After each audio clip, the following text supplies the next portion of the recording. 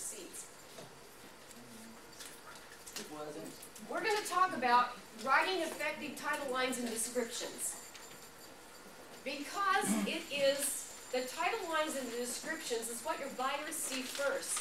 And it's also what helps Google or MSN or Yahoo or Dogpile, whoever you use for your search engine. It's also what they use to pull up your listing. Now for Google Base, in products and shopping, it primarily looks at attributes. But on your regular internet search, it looks for your title line and your description. And there are ways to write your title lines and your descriptions so that they're search engine friendly. So that's what we're going to look at today, and let me get this going for y'all.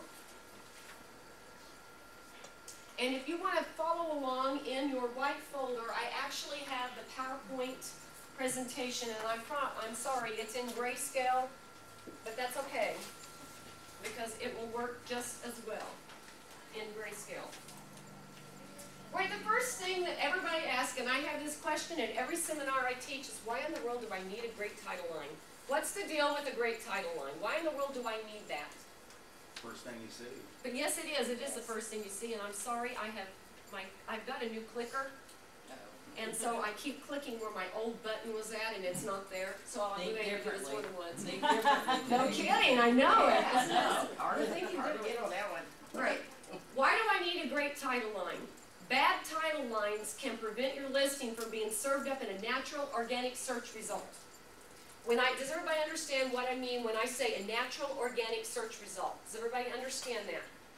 When you go to MSN or to Yahoo and you type in the search engine and you put in red jeans, and you hit search, and you pull up and you got 25 results, those are natural, organic. The things that are in the top and down the sidebar are paid. The other ones are natural, organic. And there's always a fight for what's going to serve up the highest in natural, organic. That's why you have to stay on top of the market. You have to continually watch and see what's happening. Because what worked at Christmas is not going to work today. At Christmas season, what they're looking for is different from what they're looking for when they're going to go on vacation. At Christmas time, they're looking new with tags, never removed from package, gift ideas. Now we're getting ready to go on vacation. We need inner tubes. We need flip-flops. We need a different set of product online. So you have to think about how your buyers are looking for packages and for product. The second thing is that title lines are the first impression, and you only get one shot to make a good impression. Only one chance. It's the same thing when a customer walks into my retail store in Columbus, Kansas. I get one time to make a good impression. And so how many of y'all have been into a store before and you walk in and the help's all sitting up front with their tail ends leaned against the counter. They're leaned up and they're talking, they got their arms folded, and you walk in and say hello to them instead of them saying, hi, how are you doing today? Welcome, can I help you with something? You know, they don't say anything, they carry on their conversation, they're talking on their cell phone, they got their iPod in their ear jamming out. I just went shopping for tennis shoes. I tell you, I walked in to Ladies Foot Locker, and the two salespeople that are in there had their iPods in there, and they're over there jamming out. Can I help you? I'm looking for tennis shoes. They're over there. Okay. Right out the door. Exactly. That's exactly how Went I did right it. out the door. I did not buy a single thing. Yes, sir. All right, I have a question. I see where you're going with this. Yes. But now in some instances, take Bob and myself. We sell books. Now, a book is you're going to have to present it in a category for books, for somebody that's looking for a particular book. But really, you can't adjust that the way you can this, according to season and stuff like that. Not especially, okay, if you have a rare book, you put down the title of this book, possibly the author, if it has range group, if you have enough room in that title to do it. And of course, Bonanza, you're lucky. You have a little extra character space than you do on some of the other websites. Yes. For presenting a title. Yes. So you're more fortunate, but still in all, this isn't a type of item that you're going to be adjusting from season to season. Or I disagree with you. Yeah, and I let me do get too. through this before you say that you can't adjust. Yeah, I disagree with you. Keep that I also question sell on. books. I disagree. Okay? I disagree. Yes, you can change your title lines, because while you can change the way your words are worded, we'll get to that in just a minute. So let's get through this before you decide that you can't adjust. You can't adjust your title lines. That bad title lines look unprofessional and they yield less money. And you are in business to make a living. You want to make money. You want to pay bills. You want to go on vacation. You may be doing it as secondary income. So if you want to make more money, you have to look professional and look the part. I will look through, people will come to me on Bonanza, what's wrong with my listings? And I'll go to their booth and they have 3-word titles. Come on. Why do we have 3 words about this great item that you have? There's a whole bunch that you can say about it. I asked Mark how many characters and spaces were allowed in the Bonanza titles. He said, I don't know. So I sat down last night going, 1, 2, 3, 4, 5, 6, 7, 8. Pardon? 55. Well, I don't know. It's not. It's greater than 55 because I went way past 55. So I really don't know what the limit is, but it's way over 55. Oh, that's great then. Yes, it is. All right. I now, have one more quick question. Yes. I don't want to play devil's advocate on that, but anyway, it on knows which part, sir?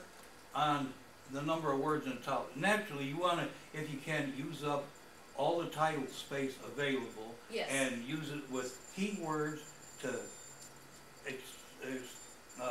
explicitly identify your item. Yes. But now, if I'm going in, looking to buy something, it's a known fact that the first word will usually get you there in the search engine, but anything over 3 words, you're just spinning your wheels. You have to define your search to 3 key words at the most. Preferably only 1 or 2 to get you into that category to find what you're looking for. Anything over that, I mean, it's going to kick up maybe 20,000 items. Yes. And then you have to go from there, and I'll tell you what, it's a real circus trying to break that down and find something when you do that. So what's the best way, and you'll probably get to this, Yes, I to will. express your point that within the first 3 words of that listing title? All right. It's not just the first 3 words. The search engines look at all the words that are in the title line. It will pick, if you put in a new bird book, and I have a title line that has new robin, sparrow, book, red, the search engine picks up those words and yields it up. It will serve it up. It isn't just the first 3 words, it's everything in the title. If you pull it up and look in the bottom of your browser, if you have a status bar, when you're looking at it, it has plus signs. It's looking for all of those words, but we're going to look at what else it looks at here in just a minute. All right, now, I have RayvenRarities' permission to use her listings because I played her a guinea pig. She was my lab rat for almost 3 months without her knowledge. She came to me because we were working on Google Base with another problem, and I started just playing, I was playing mind games with her, I'll just tell you, I was playing mind games with her. And I wanted to see, and I got to feeling her out a little bit, and I thought, she's going to make a really good lab rat. So I didn't want her knowing what I was doing because I wanted the results to be legitimate. I didn't want her playing with the results. I wanted to see what actually happened. RayvenRarities joined Bonanza in August of 2008. She populated her booth with product the first 2 weeks of September. At the end of March, that was more search engine friendly. And she was moaning and groaning and about how much work it was going to be, and yes, it is a lot of work. Now, in 2009, I finally talked Catherine into reworking her title lines and reworking her descriptions in a formatting. I put this up, and I realize for those that are viewing online on the camera that this is really difficult to see. And I apologize, and I know that for you it is also difficult. That's why I gave you a copy of the printout. On the column on this side over here is the way that RayvenRarities' descriptions were written before we did any work. The one on the left? Yes, ma'am, this one. Oh my. Okay. And the one on the right is the one that we did some reworking on. Yeah. And I realize that it's a little difficult to see, but this is the description that pulled